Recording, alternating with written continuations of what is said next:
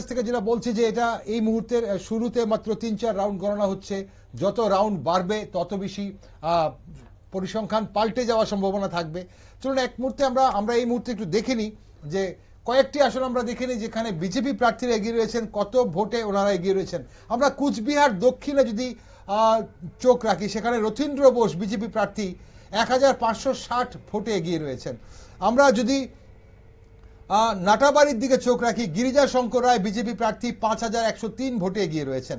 আমরা যদি ধূপগিরির দিকে চোখ রাখি, 15 ধূপগিরির দিকে নরেশ রয় সেখানে 12482 ভোটে এগিয়ে আছেন তৃতীয় রাউন্ডের শেষে, 14টি রাউন্ড গণনা হবে। আমরা যদি জলপাইগুড়ি আসনের দিকে চোখ রাখি, সেখানে অনন্তদেব অধিকারী প্রথম রাউন্ডের শেষে 1974 ভোটে এগিয়ে রয়েছেন। আমরা যদি নজর রাখি কালিম্পং এর দিকে, সেখানে ভারত কুমার ছেত্রী বিজেপি প্রার্থী, উনি 8668 ভোটে এগিয়ে আছেন 5 রাউন্ড গণনা শেষে। মোট গণনা হবে 12 রাউন্ড।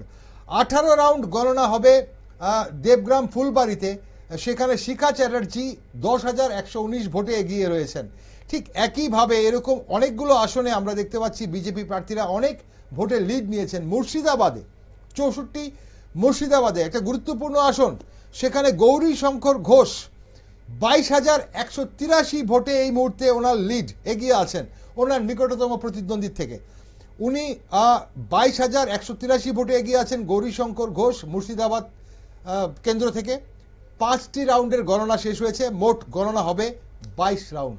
এভাবেই আপডেট আমরা অবশ্যই আপনাদের কাছে এনে দেব। রাসবিহারী বাবু, পশ্চিমবঙ্গে যদি আমরা যদি দেখি পরিবর্তনের দিকে এগোচ্ছে, আমরা যদি দেখি, আমরা আরেকটা আপডেট পেয়ে গেছি, মুর্শিদাবাদ জেলার বহরমপুরে এগিয়ে আছে কংগ্রেস প্রার্থী অধীর রঞ্জন চৌধুরী। মুর্শিদাবাদ জেলার বহরমপুর কেন্দ্রে এগিয়ে আছে কংগ্রেস প্রার্থী অধীর রঞ্জন চৌধুরী। বহরমপুর লোকসভা কেন্দ্রে অধীর রঞ্জন চৌধুরী এবার পরাজিত হয়েছেন। এবার উনি বিধানসভা বহরমপুর কেন্দ্র থেকে এই মুহূর্তে উনি এগিয়ে রয়েছেন। রাসবিহারী বাবু, যেটা বলতে চাইছিলাম যে পশ্চিমবঙ্গে যে আপনারা বলছেন শিল্পায়নের কথা, আপনারা বলেছেন কর্মসংস্থানের কথা, বামপন্থী দলগুলো এই জিনিসগুলোর উপর গুরুত্ব দিয়েছে, কিন্তু আমরা দেখেছি যে বিভিন্ন প্রকল্প, সামাজিক প্রকল্পগুলো তৃণমূল কংগ্রেস যেমন বলেছে, বিজেপিও বলেছে। এখন মানুষ কি সেটার দিকে আকর্ষিত হয়েছে বেশি? আসবো আপনার কাছে, কিন্তু আরেকটা আপডেট দর্শক বন্ধুদের দিয়ে রাখি। পূর্ব মেদিনীপুরে 15টি আসনে গিয়ে বিজেপি প্রার্থীরা, শুধুমাত্র একটি আসনে তৃণমূল কংগ্রেসের প্রার্থীরা এগিয়ে রয়েছেন। রাসবিহারী বাবু, আপনার কি মনে হয় সামাজিক প্রকল্পগুলো বেশি প্রভাব ফেলেছে মানুষের মধ্যে? না, আমরা সারা ভারতবর্ষ ব্যাপী একটা জিনিস আমরা দেখি যে ভারতবর্ষের মানুষের মধ্যে একটা বিভাজন তৈরি হয়ে গেছে। কিভাবে মানুষের মধ্যে বিভাজন তৈরি করতে পারলে, মানুষকে বিভাজন তৈরি করতে পারলে বামপন্থীরা সেখানে অগ্রসর হবে না, এবং গণতান্ত্রিক শক্তি এবং ধর্মনিরপেক্ষ শক্তি এখানে আঘাতপ্রাপ্ত হবে। এখন ভারতবর্ষের সেটা ত্রিপুরায় বলুন, পশ্চিমবাংলায় বলুন, অন্য জায়গাতেই বলুন, যে এই যে মেরুকরণ, সাম্প্রদায়িক মেরুকরণ, সেই মেরুকরণের ফল হইল এইগুলি। যদি মানুষের চাহিদার কথা থাকতো, আমার কর্মসংস্থান চাই, আমার চাকরি চাই, আমার শিল্প চাই, আমার দারিদ্র মুক্ত চাই, তাইলে নিশ্চয়ই মানুষ বামফ্রন্টের দিকে যাইতো। কিন্তু প্রশ্ন হলো যে মানুষ কি এই যে এই এমুক বাতা তমুক বাতা, সেটা কোনো প্রশ্ন না। প্রশ্ন হলো মেরুকরণ হয়ে গেছে সাম্প্রদায়িক, হিন্দু মুসলমান বৌদ্ধ খ্রিস্টান, সেই মেরুকরণ চলছে। তাহলে ভাতার দিকে মানুষের মন দেয়নি? না। ওকে, আপনি ভাতার দিকে মানুষ মন দেয়নি। পরিচারিকা ভাতা থেকে শুরু করে বহু ভাতা বামফ্রন্ট আমলে চালু হয়েছিল আমাদের রাজ্যে, আমরা দেখেছি। কিন্তু এই মুহূর্তে আবারও ঝড়ের গতিতে, আমরা যেটা বলছি ঝড়ের গতিতে সমীকরণ পাল্টে যাচ্ছে। পশ্চিমবঙ্গে আবারও অ্যাকশন নিচে তৃণমূলের লিড। 99টি আসনে এই মুহূর্তে এগিয়ে রয়েছে তৃণমূল কংগ্রেসের প্রার্থীরা। বিজেপি 185টি আসনে এগিয়ে রয়েছে, বিজেপি প্রার্থীরা 185টি আসনে এগিয়ে রয়েছে, এবং তৃণমূল কংগ্রেসের প্রার্থীরা 99টি আসনে এগিয়ে রয়েছে। ঝড়ের গতিতে কিন্তু সব সমীকরণ পাল্টে যাচ্ছে। এই মুহূর্তে আমাদের সঙ্গে জুড়ে গেছেন সৈয়দ চন্দন হোসেন, বিশিষ্ট আইনজীবী পশ্চিমবঙ্গ থেকে। চন্দন বাবু নমস্কার, শুনতে পাচ্ছেন আপনি আমাকে? হ্যাঁ, শুনতে পাচ্ছি। চন্দন বাবু, বামফ্রন্টের এই মুহূর্তে 2টো আসনে এগিয়ে রয়েছে, এবং জাতীয় কংগ্রেস 2টো আসনে এগিয়ে রয়েছে। বিজেপি 185টি আসনে এগিয়ে রয়েছে বিভিন্ন রাউন্ডের গণনার পর। তৃণমূল কংগ্রেস 99 আসনে এগিয়ে রয়েছে। কিভাবে দেখছেন এই ফলাফলকে? বাংলা কি পরিবর্তন দেখছে এবার? এখনো পর্যন্ত যা ট্রেন্ড দেখা যাচ্ছে, পঞ্চম রাউন্ডের গণনা চলছে এখন, তাতে 185টা আসনে বিজেপি এগিয়ে আছে, 99টা আসনে টিএমসি এগিয়ে আছে, এখনই দেখতে পাচ্ছি। তো এতে তো মনেই হচ্ছে যে ট্রেন্ডটা এটাই, যে এবার পরিবর্তন বোধহয় কিছু একটা হচ্ছে, মানে মেজরিটির দিকে যাচ্ছে বিজেপি। এখনো বলা যাচ্ছে না যে এটা ম্যাজিক ফিগার ক্রস করে যাবে কিনা, কারণ এখন সবে পঞ্চম রাউন্ড গোনা হচ্ছে, এখনই কোনো ডিসিশন দিয়ে দেওয়া সম্ভব নয়। আর হয়তো ঘন্টাখানেকের মধ্যেই আমরা বুঝতে পেরে যাব কারা জিতছে। তবে আমি আপনাদের মাধ্যমে একটা মানে প্রশ্ন আমার নিজের মধ্যেই তৈরি হয়েছে। আমি কয়েকটা খবর পেলাম যে গতকাল থেকেই গেরুয়া আবির কেনা হয়ে গেছে এবং দেখালো টিভিতে যে মিষ্টি খাওয়াও শুরু হয়ে গেছে। গণনা শুরু হওয়ার 3 রাউন্ডের মাথায় এটা দেখিয়েছিল। আমি খুব অবাক হচ্ছি যে কোন দল ভোট পেয়ে যারা জিতবে তারা এইভাবে কিভাবে প্রেডিক্ট করতে পারে। এই যে সন্দেহটা আমার আছে, এবং আমার বারবারই আমি আপনাদের চ্যানেলে আগেও বলেছিলাম যে মেশিনের কারচুপি অস্বীকার করা যাচ্ছে না। এই জায়গাটা আমার মনে হচ্ছে এখন তৈরি হচ্ছে। চন্দনবাবু, মেশিনের কারচুপি সে তো অবশ্যই নির্বাচন কমিশন দেখবে কেমন ভাবে নির্বাচন হয়েছে, কেমন ভাবে গণনা চলছে। তবে এই মুহূর্তে যেটা প্রশ্ন উঠছে, বামেদের যে শিল্পায়ন এবং বিভিন্ন কর্মসংস্থানের যেভাবে দিকে কথা বলে যে প্রচার চালিয়েছিলেন আপনারা, বামেদের ভোটটা অ্যান্টি ইনকামবেন্সি চলেছিল পশ্চিমবঙ্গে, সেই ভোটটা, বামেদের ভোটটা কি তাহলে বিজেপিতে শিফট হয়েছে বলে অনেকে মনে করছেন? কি মনে করেন? মনে হচ্ছে, হ্যাঁ, আমিও সেরকমই মনে করছি যে বেশ কিছু বামেদের ভোট বিজেপির দিকে চলে গেছে। সেটা অ্যান্টি ইনকামবেন্সিও বলতে পারেন, তৃণমূল বিরোধিতার জায়গা থেকে, তৃণমূল বা মমতা বন্দ্যোপাধ্যায়ের বিরোধিতার জায়গা থেকে ভোটটা গেছে। এটা বিজেপির পজিটিভ ভোট নয়, এটা বিজেপির নেগেটিভ ভোট হলেও বিজেপিরই ভোট, সেটা দেখতে হবে। ভোটটা গেছে, এটা তো বোঝাই যাচ্ছে। আর যদি মেশিনের কথা বলেন, সেক্ষেত্রে আমি আপনাকে যেটা বলছেন আপনি নির্বাচন কমিশন দেখবে, দেখছে না, বা নির্বাচন কমিশনই এই কাজটা করছে, এটাই আমাদের সন্দেহ। এই সন্দেহটাই থাকছে। ওকে, শেষ অবধি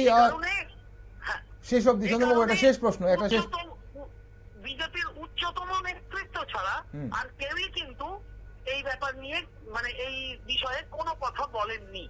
এই জায়গাটাও মাথায় রাখতে হবে। ওকে, শেষ পর্যন্ত একটা প্রশ্ন আপনার কাছে, শূন্যের ঘর থেকে বেরোতে পারবে কি বামফ্রন্ট? আপনি কি সেই ব্যাপারে আশাবাদী? শূন্যের ঘর থেকে বেরিয়ে যাবে হয়তো 3-4টে, এখনই দেখাচ্ছে 2টোতে এগিয়ে আছে, আরো হয়তো 2টো বেরিয়ে আসবে, এরকম একটা হবে, 2-3টে হয়তো বেরিয়ে আসবে। অসংখ্য ধন্যবাদ চন্দনবাবু সঙ্গে থাকার জন্য। আচ্ছা, এই মুহূর্তের জন্য ধন্যবাদ। পরবর্তী সময় আপনার সঙ্গে আবারও আমরা যোগাযোগ করব। দর্শক বন্ধুরা, আমাদের সঙ্গে শহীদ চন্দন হোসেন ছিলেন, বিশিষ্ট আইনজীবী পশ্চিমবঙ্গ থেকে। বামেদের ঘর 3 থেকে 4 হতে পারে বলে উনি আশা ব্যক্ত করেছেন। তবে এই মুহূর্তের আরো যেটা বারবার বলছি, ঝড়ের গতিতে সমীকরণ পাল্টাচ্ছে। বিজেপি 192টি আসনে এই মুহূর্তে এগিয়ে রয়েছেন, আর তৃণমূল কংগ্রেসের প্রার্থীরা 92টি আসনে এগিয়ে রয়েছে।